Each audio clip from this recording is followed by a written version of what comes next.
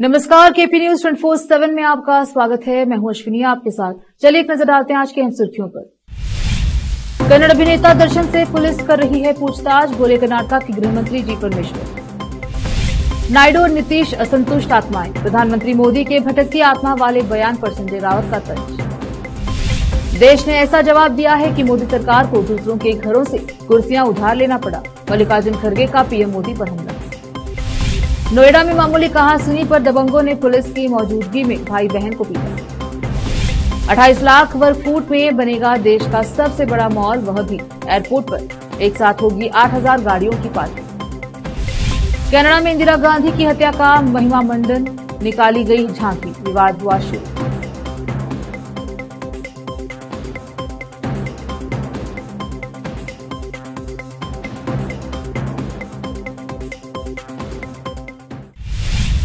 अब समाचार विस्तार से।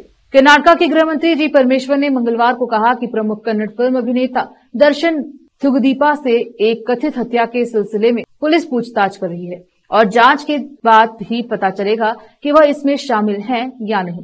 पुलिस सूत्रों ने बताया कि 9 जून को शहर के कामाक्षीपाल्या इलाके में रेणुका स्वामी नाम के एक व्यक्ति की हत्या के मामले में 47 वर्षीय व्यक्ति को मैसूर के एक होटल से उठाया गया। सूत्रों ने बताया कि कथित हत्या के बाद स्वामी, जो एक फॉरेन फार्मेसी कंपनी में काम करते थे और चित्रदुर्गा जिला मुख्यालय शहर के रहने वाले थे, के शव को कामाक्षीपाल्या में एक तूफानी जल नाले में फेंक दिया गया था।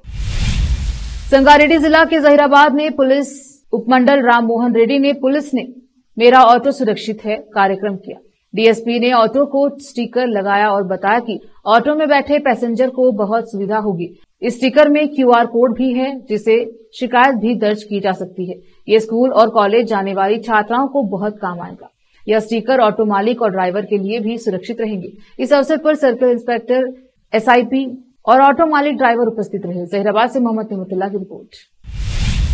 शिवसेना यूबीटी नेता संजय राउत ने मंगलवार को दावा किया कि एनडीए में भाजपा के सहयोगी नीतीश कुमार और चंद्रबाबू नायडू असंतुष्ट आत्माएं हैं। मीडिया से बात करते हुए संजय राउत ने प्रधानमंत्री मोदी द्वारा शरद पवार को भटकती आत्मा से तुलना किए जाने पर कहा कि यह भटकती आत्मा जब तक भाजपा नीति सरकार को केंद्र और महाराष्ट्र से नहीं हटा देती, तब तक आराम से नहीं बैठेगी। संजय राउत का यह बयान सरकार में मंत्रालय के बंटवारे के बाद सामने आया है। राउत ने कहा कि अगर आरएसएस प्रमुख मोहन भागवत को लगता है कि केंद्र की एनडीए सरकार देश हित में नहीं है, तो उन्हें इसे गिरा देना चाहिए।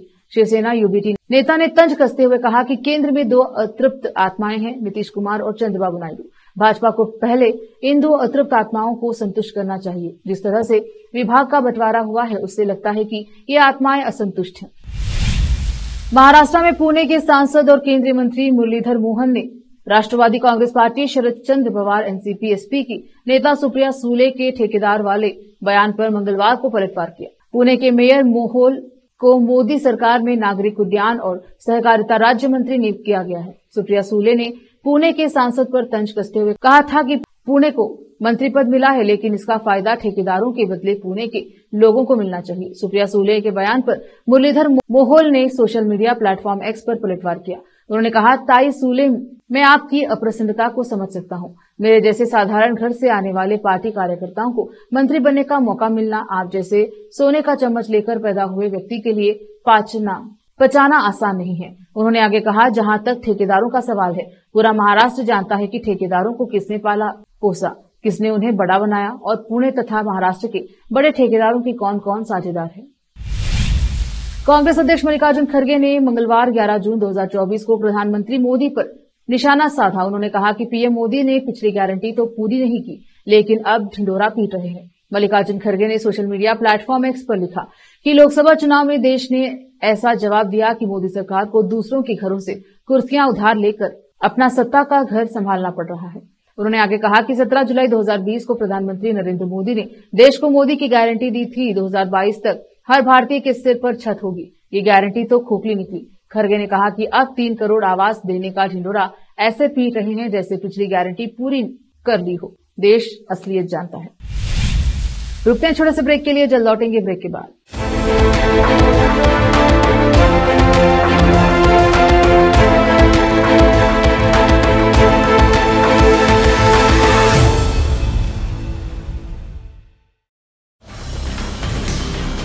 हिंदुस्तान के हर कोने में हम हैं मौजूद। 24 घंटे हालात पर गहरी नजर, खबरों से जुड़े चुपते सवालात, और आपको दिखाता है धार्मिक, सामाजिक, राजनीतिक, लोकल और इंटरनेशनल न्यूज की सबसे बेहतर कवरेज, जो आपको रखती है हर पल बाखबर। देश और दुनिया भर की खबर के लिए देखते रहें KP news 24/7। Noor education trust Bidar की ओर से चलाए जाने वाला Noor MEd and BEd college Bidar, recognised by NCTE Delhi and affiliated to Bidar University, Bidar.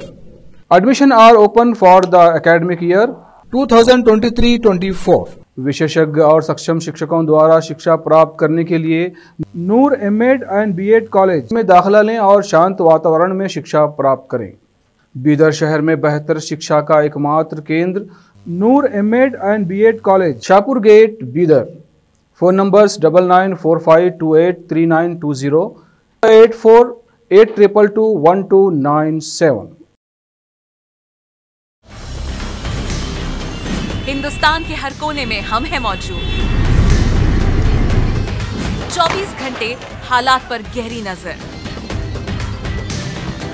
खबरों से जुड़े चुपते सवालात,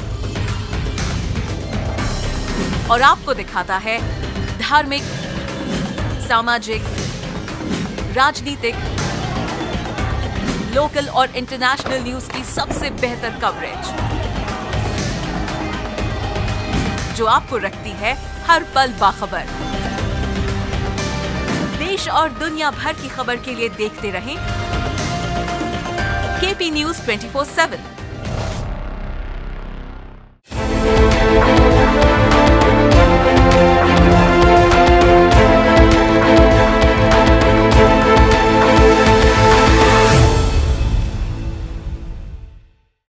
ब्रेक के बाद स्वागत है आपका। देखते हैं समाचार। आंध्र प्रदेश की नई सरकार का गठन जल्द होने वाला है। तेलुगु देशम पार्टी टीडीपी के नेता चंद्रबाबू नायडू इस महीने की 12 तारीख को आंध्र प्रदेश के मुख्यमंत्री के रूप में शपथ लेंगे। साथ ही चंद्रबाबू नायडू सरकार में किन किन चेहरों को जगह दी जाएगी, इसको लेकर सभी की निगाहें टिकी हुई हैं। इसी बीच ऐसा माना जा रहा है कि सरकार में जनसेना पार्टी मुखिया पवन कल्याण को बड़ी जिम्मेदारी मिल सकती है। उनको लेकर स्थिति साफ होती नजर आ रही है। एक ओर पवन कल्याण के हाथ में कई फिल्में हैं, तो दूसरी ओर जनता से किए गए वादे हैं। ऐसे में सवाल उठ रहा है कि क्या पवन कल्याण कोई नई चंद्रबाबू नायडू की कैबिनेट में शामिल होना चाहिए या नहीं। इसको लेकर खुद पवन कल्याण दुविधा में हैं, लेकिन हाल ही में उन्होंने एक इंटरव्यू में इसको लेकर सफाई दी थी। उनका कहना था कि वह आंध्र प्रदेश की नई सरकार में शामिल होने के इच्छुक हैं। उन्होंने कहा कि जनसेना पार्टी के मुखिया उप मुख्यमंत्री पद की उम्मीद कर रहे हैं। उधर टीडीपी के राजनीतिक गलियारों में चर्चा है कि डिप्टी सीएम पद के लिए पवन कल्याण का नाम लगभग फाइनल हो चुका है। साथ ही ऐसा लग रहा है कि चंद्रबाबू ने पवन कल्याण को अहम विभाग देने का फैसला किया है। अतीत में दोनों नेताओं ने बार बार कहा कि राज्य में कानून व्यवस्था बाधित हो गई है और वाईआरसीपी सरकार ने स्थानीय निकायों और पंचायतों को उचित रूप से धन आवंटित नहीं किया। इसके साथ ही टीडीपी और जनसेना पार्टी के हलकों में चर्चा है कि गृह विभाग और ग्रामीण विकास विभाग पवन कल्याण को दिए जाने की संभावना है। हालांकि अगले 2 दिनों में आधिकारिक घोषणा होने की उम्मीद है। पिछले दिनों एक खबर आई थी कि देश में अब मॉल कल्चर डाउन हो रहा है और कई मॉल वीरान पड़े हैं, लेकिन यह खबर आपकी इस सोच को बदल देगी, क्योंकि एक बार फिर देश का सबसे बड़ा मॉल बनाने की कवायद शुरू हो चुकी है। पहले से ही देश में एक से बढ़कर एक मॉल बने हैं। इसमें सबसे बड़ा मॉल कोच्चि में बना लुलु मॉल है। यह न सिर्फ देश का सबसे बड़ा मॉल है, बल्कि एशिया में भी दूसरे नंबर पर आता है। अब जो नया मॉल बनाया जाएगा वह इससे भी कहीं ज्यादा बड़ा होगा और सबसे खास बात यह है कि इस बार मॉल एयरपोर्ट पर बनाया जा रहा है। देश का मौजूदा सबसे बड़ा मॉल करीब 21.11 लाख वर्ग फुट का है। कोच्चि स्थित इस लुलु मॉल में करीब 300 स्टोर हैं। सबसे बड़े मॉल की लिस्ट में नोएडा का ग्रेट इंडिया प्लेस और डीएलएफ मॉल ऑफ इंडिया भी आता है। हालांकि नया बनने वाला मॉल इन सभी से कहीं आगे होगा और वहां स्टोर के अलावा अन्य सुविधाएं भी विकसित की जाएंगी। चुनावी नतीजों के साफ होने के बाद भारतीय जनता पार्टी के नेतृत्व वाले राष्ट्रीय जनतांत्रिक गठबंधन ने केंद्र में सरकार बना ली है। हालांकि इस बीच विपक्षी इंडिया गठबंधन का कुनबा भी धीरे धीरे बढ़ता जा रहा है। इसी कड़ी में लद्दाख के सांसद मोहम्मद हनीफा ने भी इंडियन गठबंधन का साथ हाथ थाम लिया है। निर्दलीय लोकसभा चुनाव जीतने वाले हनीफा ने मंगलवार को कांग्रेस पार्टी के नेता राहुल गांधी से मुलाकात की और इंडिया गठबंधन में शामिल हो गए। देश की राजधानी दिल्ली से सटे नोएडा में दबंगों के हौसले कितने बुलंद हैं, इसकी बानगी उत्तर प्रदेश के जनपद गौतम बुद्ध नगर में हाल ही में देखने को मिली। ताजा मामला नोएडा के थाना फेज 2 क्षेत्र का है, जहां मामूली कहासुनी पर कुछ दबंगों ने भाई बहन के साथ जमकर मारपीट की। हैरानी की बात यह है कि ये मारपीट पुलिस की मौजूदगी में की गई। अब इस मारपीट का वीडियो सोशल मीडिया पर तेजी से वायरल हो रहा है। सोशल मीडिया पर जो वीडियो वायरल हो रहा है उसमें कुछ दबंग भाई और बहन को पीटते हुए दिख रहे हैं और वहीं पास में पुलिस भी नजर आ रही है। जानकारी के मुताबिक यह घटना भंगेल गांव में रोडी बदरपुर की दुकान के सामने हुई। मारपीट तब हुई जब दबंगों ने एक महिला के साथ मारपीट की। बताया जा रहा है कि अपनी बहन पर किए गए कमेंट का भाई ने विरोध किया तो उसके साथ भी मारपीट की गई। एक्टर सोनाक्षी सिन्हा और एक्टर जहीर इकबाल 23 जून को शादी के बंधन में बंधेंगे। शादी समारोह दक्षिण मुंबई के बास्टिन होटल में आयोजित किया जाएगा। यह सलमान खान ने 2010 में अपनी होम प्रोडक्शन फिल्म दबंग और 2019 में रिलीज हुई टॉड बुक के साथ सोनाक्षी सिन्हा और जहीर इकबाल को हॉलीवुड में पेश किया। वह अभिनेता से नेता बने शत्रुघ्न सिन्हा और पूनम सिन्हा की इकलौती बेटी है। उन्होंने अपने 14 साल के फिल्मी करियर में 36 फिल्में की हैं।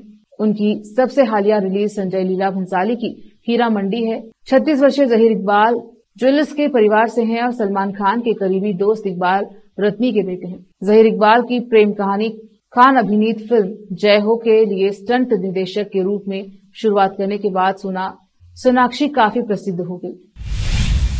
वक्त एक और छोटे से ब्रेक का, जल्द लौटेंगे ब्रेक के बाद।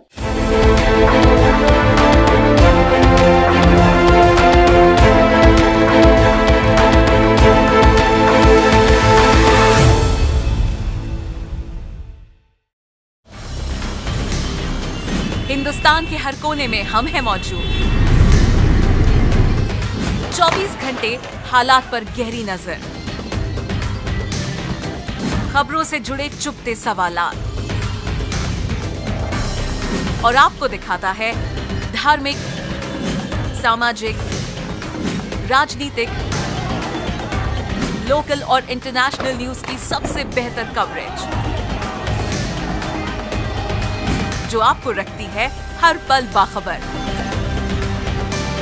देश और दुनिया भर की खबर के लिए देखते रहें KP news 24/7। Noor education trust Bidar की ओर से चलाए जाने वाला Noor MEd and BEd college Bidar, recognised by NCTE Delhi and affiliated to Bidar University, Bidar. Admission are open for the academic year 2023-24. विशेषज्ञ और सक्षम शिक्षकों द्वारा शिक्षा प्राप्त करने के लिए नूर एमएड एंड बीएड कॉलेज में दाखिला लें और शांत वातावरण में शिक्षा प्राप्त करें। बीदर शहर में बेहतर शिक्षा का एकमात्र केंद्र Noor MEd and BEd college, Shahpur gate, Bidar. Phone numbers 9945283920, 8482221297। Hindustan के हर कोने में हम हैं मौजूद। 24 घंटे हालात पर गहरी नजर, खबरों से जुड़े चुपते सवालात और आपको दिखाता है धार्मिक, सामाजिक, राजनीतिक, लोकल और इंटरनेशनल न्यूज की सबसे बेहतर कवरेज जो आपको रखती है हर पल बाखबर। देश और दुनिया भर की खबर के लिए देखते रहें केपी न्यूज 24/7।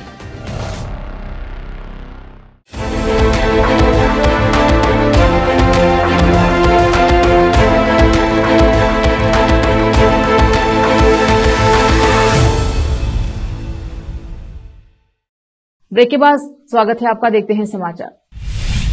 खालिस्तानी आतंकी हरदीप सिंह निजार की हत्या के बाद भारत और कनाडा में तनातनी है। इसके बाद भी कनाडा बाज नहीं आ रहा है।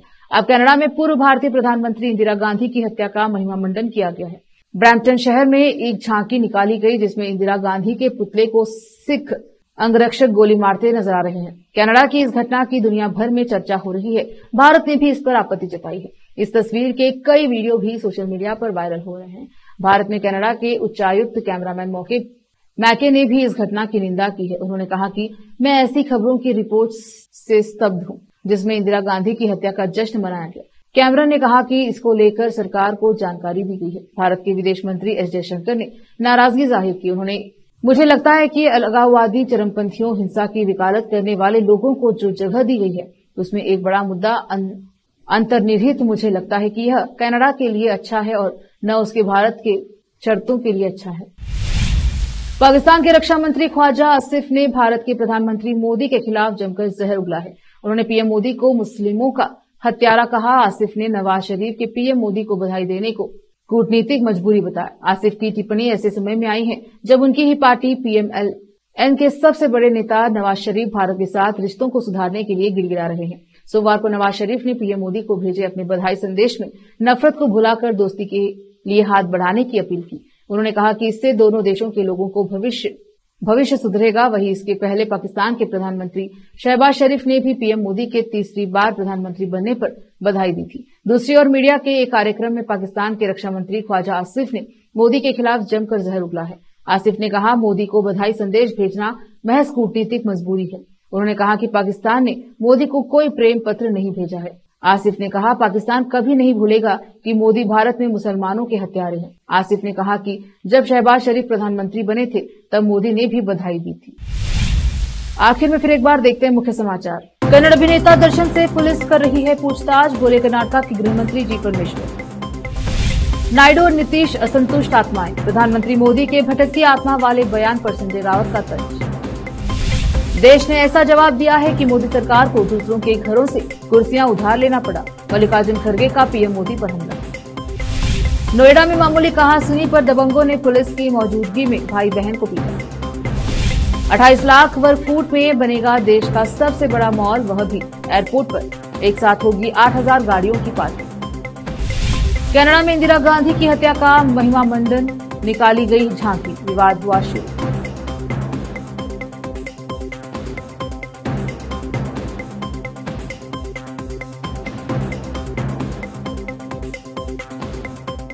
केपी न्यूज में अब तक के लिए इतना ही। देश प्रदेश के समाचारों के लिए देखते रहिए केपी न्यूज 24/7। धन्यवाद।